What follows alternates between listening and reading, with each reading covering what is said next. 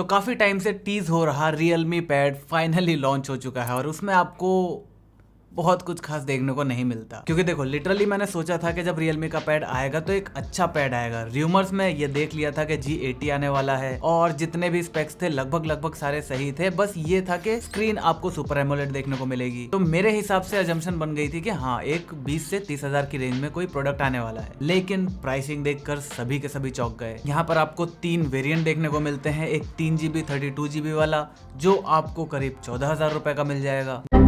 दूसरा जो आपको एक्चुअल में ज्यादातर लोगों को मिलेगा वो है आपका वाईफाई प्लस LTE वर्जन, इसी का 332GB का। और एक और वर्जन है आपका 18,000 रुपए का जो है 4GB 64GB इंटरनल मेमोरी के साथ, और ये भी आपका वाईफाई प्लस सेलुलर है। देखो जो मैंने अभी तक जितनी एनालिसिस करी उसके हिसाब से 2 चीजें निकल कर आती हैं।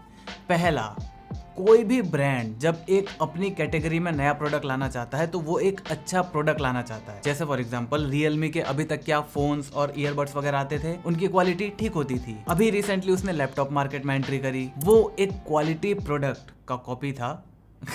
खैर मजाक कर रहा हूँ, देखो बुरी बात नहीं है, जब तक कंज्यूमर का फायदा हो रहा है कॉपी करता रहे ब्रांड, हमें कोई लेना देना नहीं। दूसरा रीजन क्या हो सकता है, देखो अगर Realme 25,000 से ऊपर कूदता है या फिर वही 20 से 30 की रेंज में जाता तो वहां पर आपके पास टैबलेट का किंग iPad बैठा हुआ है।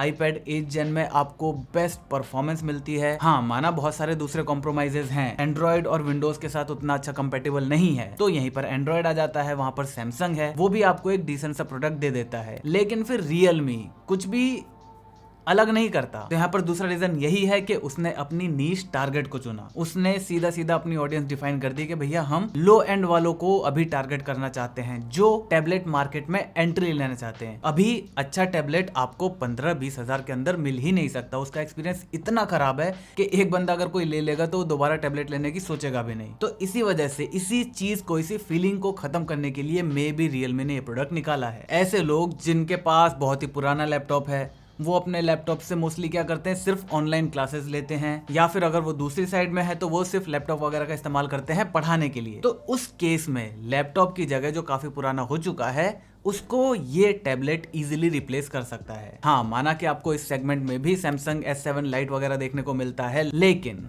हमें पता है सैमसंग अपने लो एंड डिवाइसेस के साथ कितना ज्यादा कॉम्प्रोमाइज करता है। चाहे आप बिल्ड ले लो, चाहे आप दूसरी चीजों को ले लो। वहीं पर आपको Realme के अंदर बहुत सारी दूसरी चीजें भी मिलती है। आपको बड़ा डिस्प्ले देखने को मिलता है, अच्छा रेजोल्यूशन वाला डिस्प्ले देखने को मिलता है, आपको बड़ी बैटरी देखने को मिलती है, अच्छा डिजाइन देखने को मिलता है, स्लिम फॉर्म फैक्टर देखने को मिलता है ताकि पोर्टेबिलिटी के लिए काफी ज्यादा आसानी हो जाए। तो कुल मिलाकर अभी आप किसी से भी पूछते कि 20,000 के अंदर आप कौन सा टैबलेट रिकमेंड करते हो तो किसी के पास कोई भी आंसर नहीं होता। लेकिन अब मे बी Realme की वजह से किसी के पास या सबके पास एक आंसर है। अगर मैं बात करूं डिस्प्ले की तो आपको 10.4 इंच का IPS पैनल देखने को मिलता है। अब देखना ये होगा कि उसकी कलर या फिर जो सबसे बड़ी प्रॉब्लम रहती है इस प्राइस सेगमेंट की कि उसके व्यूइंग एंगल्स कैसे होंगे, क्योंकि ऐसे जनरली जितने भी टैबलेट्स होते हैं उनका व्यूइंग एंगल बहुत खराब होता है। सामने से बहुत सही दिखता है, थोड़ा भी आप इधर उधर हो जाओ तो बिल्कुल खराब एक्सपीरियंस हो जाता है। वो देखने वाली बात होगी। हालांकि इसमें एक बहुत अच्छी चीज ये है कि इसमें आपको लेमिनेटेड स्क्रीन देखने को मिलती है। इसका मतलब क्या है, आपने अगर iPad 7 जनरेशन या उससे पहले का कोई भी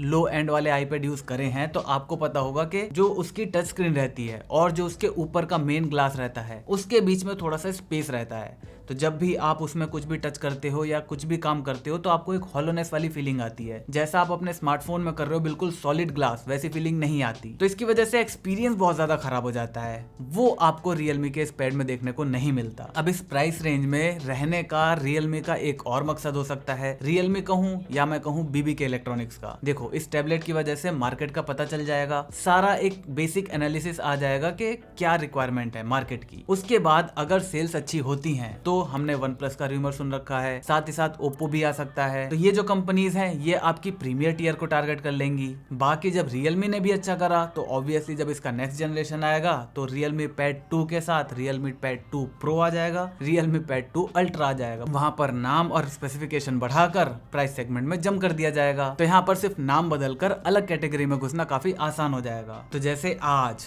लगभग 8,000 से लेके 70,000 के बीच में बीबीके इलेक्ट्रॉनिक्स के लगभग हर सेगमेंट में एक या उससे ज्यादा प्रोडक्ट हैं। सिमिलरली आने वाले टाइम में जो सेगमेंट होगा प्राइस का 10 से 20, 20 से 30, 30 से 40, 40 से 50, इन सारे सेगमेंट में बीबीके इलेक्ट्रॉनिक्स के किसी न किसी कंपनी का प्रोडक्ट रहेगा। टैबलेट की बात कर रहा हूं मैं। अब बात करते हैं इसके one of the weakest point की, जो है इसके परफॉर्मेंस या इसका प्रोसेसर। देखो Helio G80, एक तो ये अनाउंस ही 2.5 साल पहले हुआ था, तो ये काफी ज्यादा पुराना प्रोसेसर है। दूसरी बात, फोन और टैबलेट में काफी ज्यादा अंतर होता है। फोन लोग रेगुलर बेसिस पर चेंज करते रहते हैं। एक इस प्राइस रेंज में जो फोन लेगा वो चांसेस है कि 1.5 साल बाद चेंज कर देगा, लेकिन टैबलेट्स जो हैं वो एक ज्यादा लंबी चलने वाली चीज है। कोई भी टैबलेट मेरे हिसाब से मिनिमम 2 साल तो रखेगा ही। तो ये मेरे हिसाब से रियलमी की तरफ से खराब मूव है। अगर यहाँ पर G80 की जगह Dimensity 700 भी दिया जाता तो भी काफी अच्छा रहता, लेकिन फिर मेरी नजर जाती है प्राइस के ऊपर।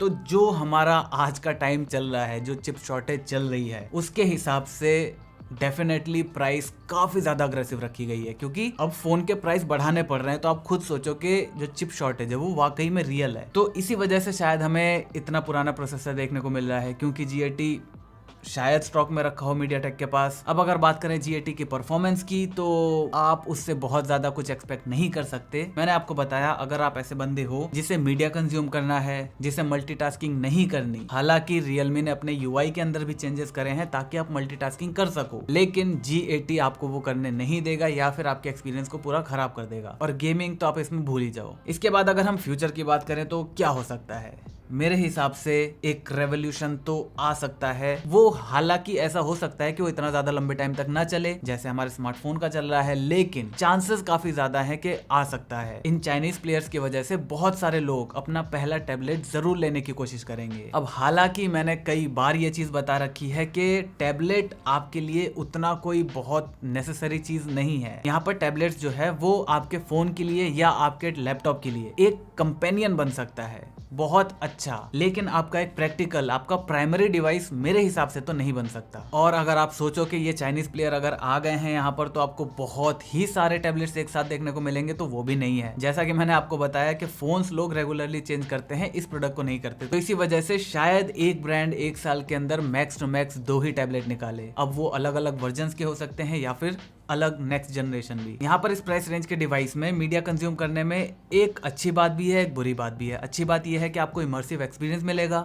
बुरी बात यह है कि अगर आपको OLED की लत लग गई है तो आपको कहीं ना कहीं उतना ज्यादा मजा नहीं आएगा इन टैबलेट्स के अंदर। तो अगर मैं अपना कंक्लूजन बताऊं कि मेरे हिसाब से प्रोडक्ट अच्छा है या फिर नहीं है, तो डेफिनेटली एक बहुत ही ठीक प्रोडक्ट है एंट्री करने के लिए। आपका एक पहला टैबलेट जिससे आप बहुत ज्यादा कुछ नहीं करना चाहते, आप बस उसको कंपेनियन डिवाइस की तरह लोगे, तो ये काफी सही प्रोडक्ट है। मेन डिवाइस के लिए मत लेना, क्योंकि अभी ऑब्वियसली दूसरे प्रोडक्ट भी आएंगे दूसरी कंपनीज के। रियलमी का भी सुनने में आ रहा है पैड आने वाला है, OnePlus का आएगा, तो उसकी प्राइसेस देखनी पड़ेंगी। तो मेरे हिसाब से आपको खुद से पूछना है कि टैबलेट जो है वो आपकी नीड है या आपका वांट है। अगर आप इन दोनों के बीच में डिफरेंशिएट कर लेते हो ना, तो बहुत सारी चीज तो आप वैसे भी खरीदना छोड़ दोगे। तो आप मुझे नीचे कमेंट करके बताओ कि क्या टैबलेट्स आपके लिए, एंड्रॉइड टैबलेट्स क्या है, नीड या फिर वांट। और आपको क्या लगता है कि मार्केट को एंड्रॉइड टैबलेट्स की इस प्राइस रेंज में जरूरत है? अगर जरूरत है तो क्या मैक्सिमम या क्या अच्छे से अच्छा यूज केस हो सकता है ऐसे बहुत ज्यादा हाई परफॉर्मिंग जब टैबलेट ना हो उसका? वो सारी बातें नीचे कमेंट करके जरूर बताना। वीडियो पसंद है वीडियो को लाइक कर देना, चैनल पर नए चैनल को सब्सक्राइब कर देना, क्योंकि हम